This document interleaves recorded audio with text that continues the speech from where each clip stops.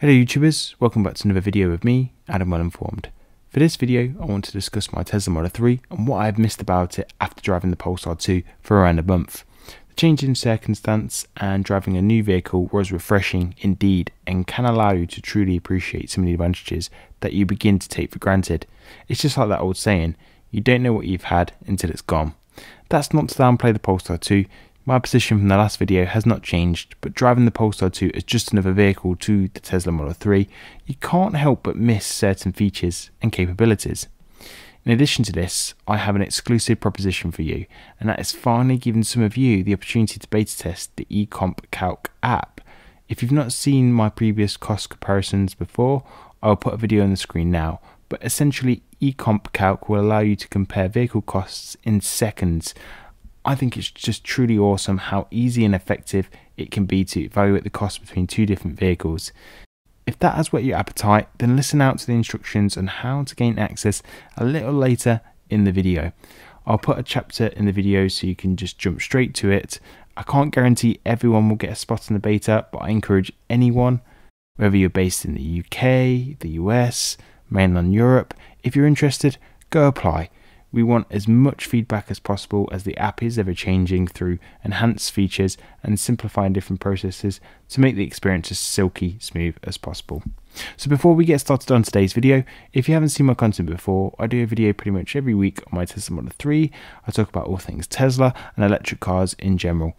If you like that kind of content, drop us a like and subscribe and hit the notification bell. Plus, you've heard about eCompCalc exclusively for the first time via my channel, and I will continue to reveal features and usage cases via the channel.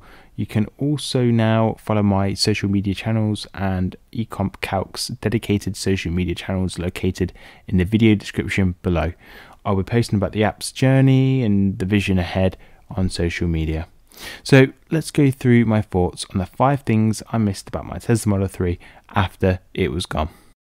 The first thing that I missed was the Tesla phone app and keyless entry capability. When I had the Polestar 2, they gave me a key fob, and I know a phone app exists for the Polestar 2, but I don't believe I was allowed to use it.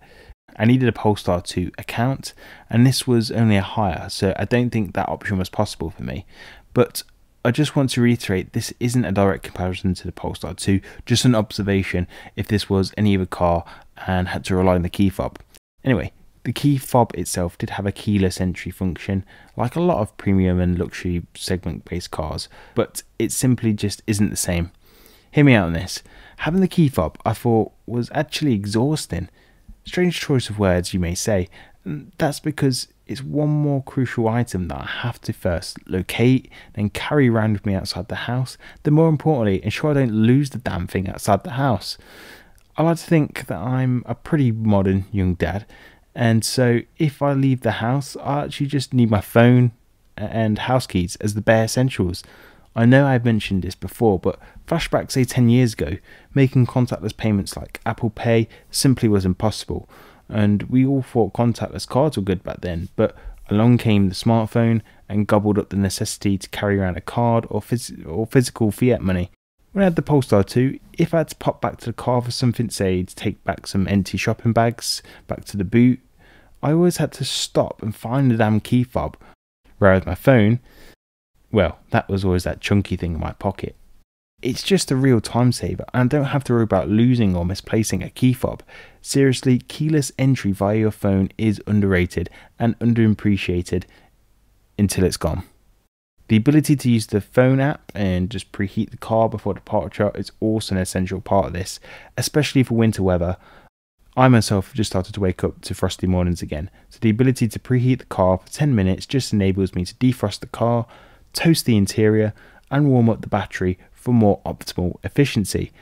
The nice cherry on top of the cake is all the doors are locked. There are no security issues to worry about compared to the old days of leaving the key in. I never did this. I was always conscious about the car getting nicked. And that's like stolen in basically British terms if you're not sure what being nicked is. Anyway, even for my old crappy Clio, I just never risked it. These are both admittedly small things, but in reality they make such a big impact on saving time and just plain simplicity. Tesla cars make the driving experience as simple and as easy as it needs to be. The second thing I missed was just the pure pace and acceleration and just the overall handling of the car. The car has a lightning quick initial response time. Considering it's a rear wheel drive Tesla Model 3, the accelerator is super sensitive and it responds instantly with traction too. The Polestar 2 was officially and physically felt quicker, not 60, but then again, it was a dual motor, so not a direct comparison, but the initial launch of the Tesla caught me off guard. I had a feeling when driving the Polestar 2, the Model 3 had a quicker launch, but I didn't really anticipate such an initial zippy difference. The handling is a little different too. Driving the Model 3 through the faster flowing corners of the countryside or making slower sharp turns, the Model 3 just feels agile and I can confidently drive with comfort and ease. The third and probably the most important thing I missed was the native entertainment options available through Tesla. I missed the ability to listen to Spotify on the go and easily shifting through the different song choices using the speech recognition to change the song. More importantly, I've now got my bargaining chip back, so when the wife has to stop and pop into a shop for something essential, as she says, I then offer the kids the chance to watch YouTube or Netflix. A primary example was the fact that I was picking my wife up from work and I got there a bit early. I had the option to put YouTube on. They love watching Ava Adley and it just kept the peace for 10 minutes until she turned up. 10 minutes of peace of when they've had a busy week, they're tired from their own day, it's just priceless. I also got the whole holiday 2021 update downloaded. Obviously I got this update a little bit later than everyone else and after the holiday season, but now we have it. I can see we've got Sonic the Hedgehog, which I'm hoping to try myself at some point. I hope to actually see the Tesla App Store come soon, just so we can have a choice of different theatre apps and games, not just to keep the kids entertained, but also myself. The fourth thing I missed was visibility and just the general interior setup of the car. Whilst Model 3 sits pretty low, the long sweeping windscreen does give you great visibility. I initially thought that would only be available in a vehicle that sits quite high up, say a SUV for example. When I purchased the car, I had no idea the visibility would be so good. I don't think it's a major criteria when purchasing a car, but for the sake of safety and via visibility, it's again comforting not to have to wiggle around just to get an angle into something. I also missed the functionality of my center console. I have all the interior storage back compared to the Polestar 2. I have 2 cup holders that I don't have to compromise the armrest and more.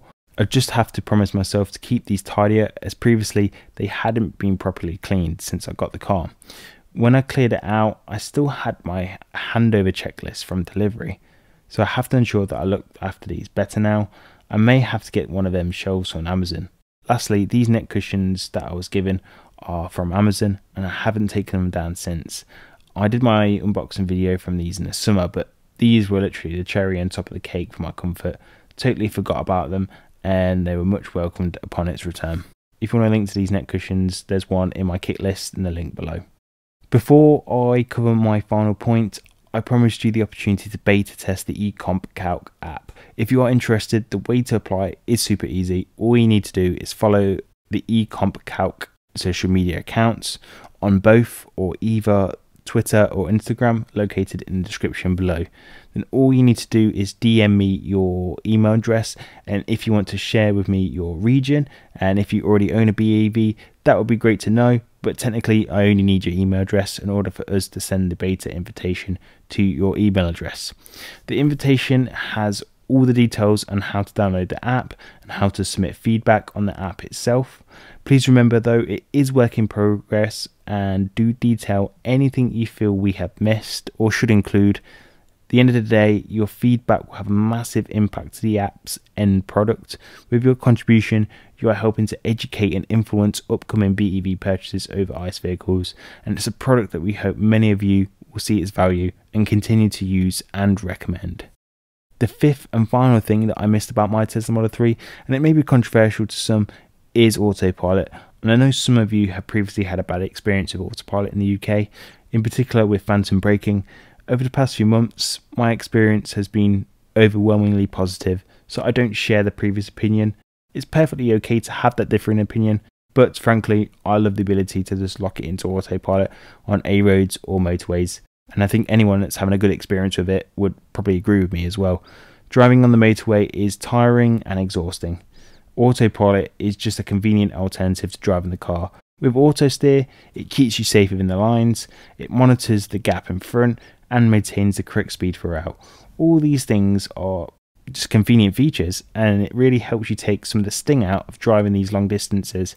Admittedly, I haven't driven that far over the past month, but having autopilot back is a huge relief and comforting to know it's on hand for when we do go on the motorway for that long period of time. Normally for an IKEA trip, as we don't generally have one near me. Anyway, so to summarise, have I missed not having my Tesla Model 3 for that whole month? Whilst I enjoyed driving the Polestar 2, it just wasn't my car, and I'm glad the repair work has been completed. It looks like they did an excellent job on the paintwork. I'll share the whole insurance claim experience in a video once it's all been finalised, but for now, Adam Well Informed and my Tesla Model 3 have been reunited. I've actually bought something fairly big for my Tesla, and it's coming from America. I'm hoping they're as good as they look because I spent a fair bit of money on them. Of course, I'll share the outcome with you all, but it may not be until the following week, depending on how long delivery takes, but it'll be worth it. I brought it purely because A, I needed it, and B, I just wanted my car to look even better now it's been repaired. I'm just wondering if anyone can actually guess what I bought for the car. Feel free to drop a cheeky guess in the comments.